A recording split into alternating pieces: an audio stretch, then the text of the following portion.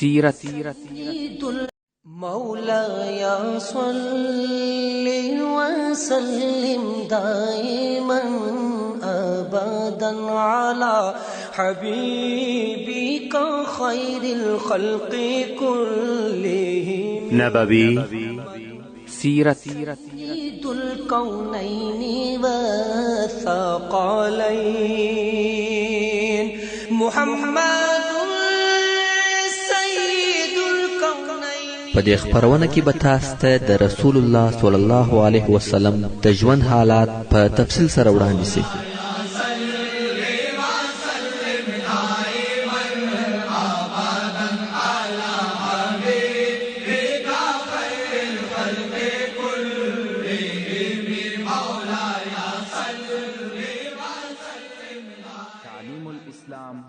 أعوذ بالله من الشيطان الرجيم.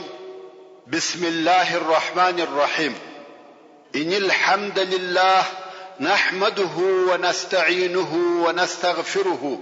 ونعوذ بالله من شرور أنفسنا وسيئات أعمالنا. من يهده الله فلا مضل له ومن يضلل فلا هادي له. وأشهد أن لا إله إلا الله وحده لا شريك له وأشهد أن محمدا عبده ورسوله. أما بعد، محترم ورونو، موږ د حدیبیې د صلح هغه حالات بیانول چې دغه صلح په خپله فتح وه، او الله عز وجل فرمایي إنا فتحنا لك فتحا مبینا. بشکه چې موږ تاته فتح او بری درکړی دي، ښکارا او معلومداره فتح. ډېر مفسرین وایي چې دغه فتح په خپله د حدیبیې صلح ده، ځکه دغه بېغمي او قراري چې د قریشو او مسلمانانو په مابین کې پیښه سوه، مسلمانان د قریشو د طرفه د اسلام و دعوت ته فارغه سوه. او اصلا دین مبین اسلام داسې دین دی چې څوک په خبرو او دلایلو نسی پر غالبه کېدلی. هیچا د اسلام واقعي مقابله په دلایلو سره نه ده کړې، بلکې همیشه د اسلام دشمنانو د زور څخه کار اخیستی دی. د اسلام دین په خپله غالبه دی، ځکه دا دین د الله جل جلاله د طرفه دی. اسلام داسې دین دی چې د انسان د خلقت او فطرت سره موافق او برابر دی. اسلام د عقل او منطق سره برابر دی. څوک نسی کولای چې د اسلام د دین په مقابل کې دی په عقل او منطق سره ودرېږي.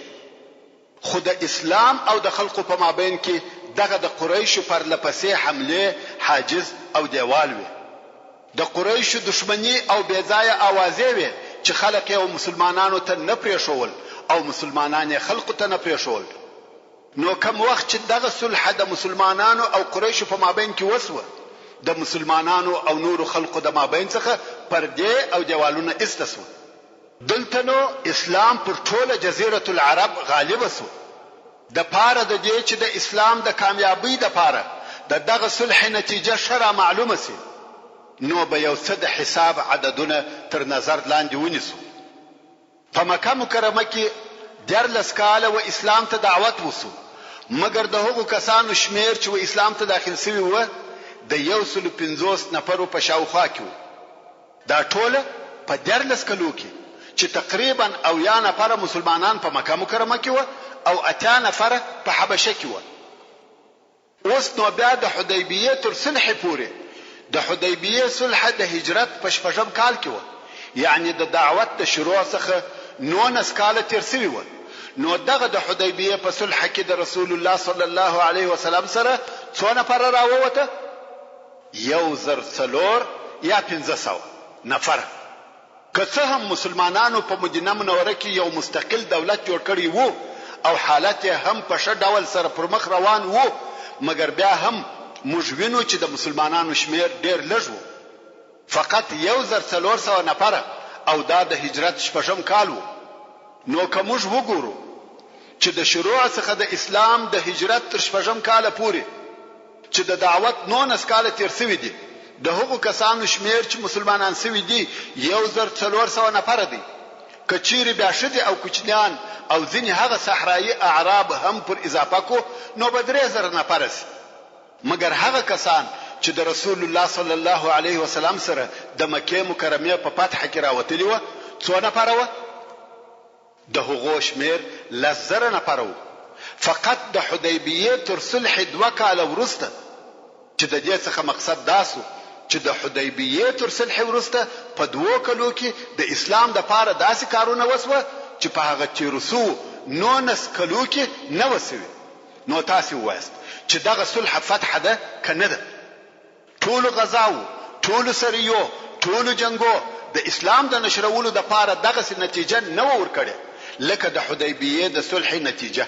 نو ځکه الله جل جلاله دغه صلح فتح وبلل الله عز وجل فرمای انا فتحنا لك فتحا مبينا ليغفر لك الله ما تقدم من ذنبك وما تأخر بشک چې موږ تاسو فتح او بری درکړی دي فتح او بری ښکارا او روشانه د پاره د دې چې الله جل جلاله وتعالى ستا په خواني تیرسي خطاوي او رستنی خطاوي درو بخشي ورونو رسول الله صلی الله علیه و آله وسلم د ګناهو څخه پاک او معصوم دی خو د آیات شریف څخه داسې مقصد اخیستلای سو چې د رسول الله صلی الله علیه وسلم ټول د مخنی او رستنی کوتاهی کمی چې د علیه الصلاة والسلام د لوړ مقام او لوړ مرتبه په سبب کوتاهی بلل کیږي هغه ټول ورته معاف دي او الله جل جلاله بل هیچاته داسې معافي نه ده فرمایلی ورونو مثال د ممنوعات څخه نه دی لکه د دنیا پاچاهان چې وي او فاتح او کامیاب جنرال ته په خصوصي ډول اعزاز او اکرام ورکوي همدارنګ الله جل جلاله خپل رسول سرور کائنات محمد مصطفی صلی الله علیه و آله وسلم ته دغه فتح سره څلور امتیازات ورکړ اول دا چې د مخنی او رستنی ټوله کوتاهیه ور معاف کړي دغه د معافی جمله الله جل جلاله بیل رسول الله صلی الله علیه و آله وسلم څخه بل هیڅ نه ده فرمایلی په احادیثو کې راغلي دي چې دغه مبارک آیات تر نزول وروسته به رسول الله صلی الله علیه وسلم په عبادت کې دونه کوشش کاوه چې ټول شپه به په منځ تیرول تر داسې اندازې چې مبارک پښې به وپړسېدلې او د لیدونکو زړونه به پر سوځل کېده صحابه کرامو به عرض کړ چې یا رسول الله ولې دونه تکلیفونه پر ځان تیروي الله جل جلاله خو ستا ټوله پخوانی او رستنی خطاوي در بخښنې دي رسول الله صلی الله علیه و آله وسلم به فرمایل افلا اكون عبدا شکورا ایا شکر گزار بنده نسم او دا معلومه خبره ده چې الله جل جلاله دغه سيزيري خپل هغه بنده ته ورکوي چې هغه دغه زیری په اوریدلو سره بیبيري او بے پروا نسی بلکې نور هم د الله جل جلاله څخه ډیر زیاته سي دا چې موږ ویل چې الله جل جلاله ورسول الله صلی الله علیه و آله وسلم ته دغه صلح په مقابل کې څلور شی ورکړه اول دا چې د مخنی او رستنی ټوله کوتاهیه ور معاف کړه دوهم دا چې ويتم نعمته عليك او د دې د پاره چې الله جل جلاله د بکې او نور شارو په فتح سره خپل مهرباني پرتا پورا کړي دریم دا چې ويهديك صراطا مستقيما او الله جل جلاله وتعالى سما او صاف لار وشي الله جل جلاله به همیشه د هدایت او استقامت پر لار قائم لري څلرم دا چې وينصرك الله نصرا عزيزا او د دې لپاره چې الله جل جلاله ستاسو سره کومک وکي غالب او قوي کومک هو الذي انزل السكينه في قلوب المؤمنين ليزدادوا ايمانا مع ايمانهم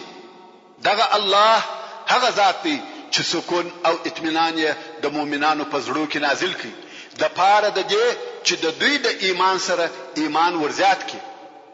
یعنی سره د دې چې دغه صلح د دوی د طبيعت څخه مخالفه و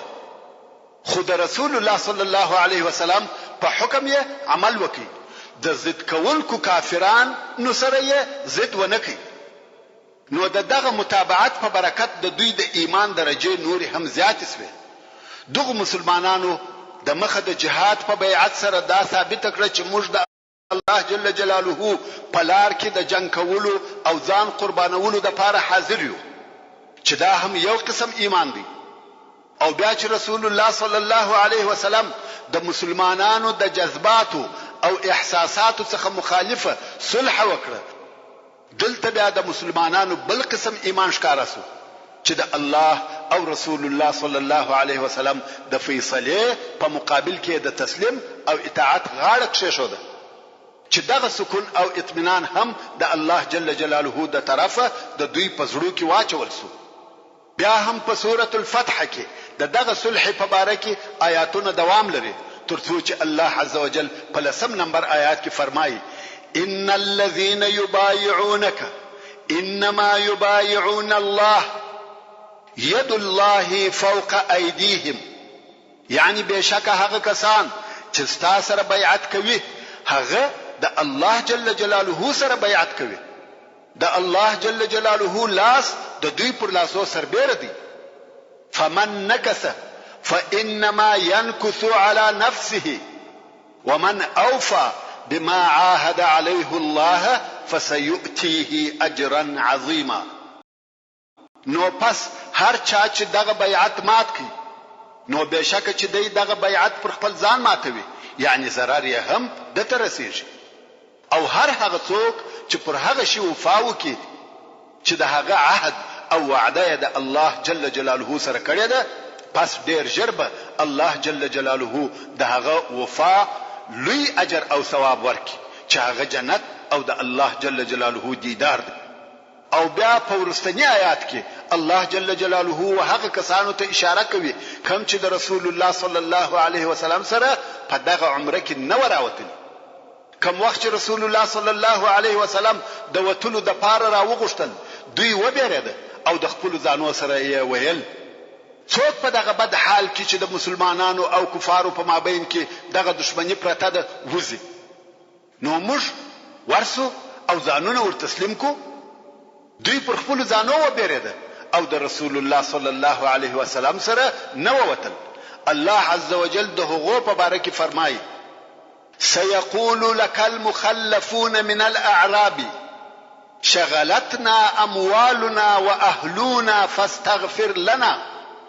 ژر دی چې هغه پاتې سوي خلق چې د صحرایي عربو څخه دي وتاته به ووایي دا چې موږ تاسو سره نه ولاړو، موږ زموږ مالو او زموږ کورنیو مشغوله کړو. یعنی تر شام څوک نه درلوده چې زموږ د مالو او زموږ د کورنیو پالنه وکړي. نو زموږ د پاره د الله جل جلاله څخه بخښنه وغواړه. دغه اصلا هغه کسان و چې دوی په خپل مابین کې سره ویل: موږ د هغو خلقو وطن ته ورسو چې هغه دلته مدینه منورې ته راغله او د رسول الله صلی الله علیه وسلم اصحاب یې ووجل،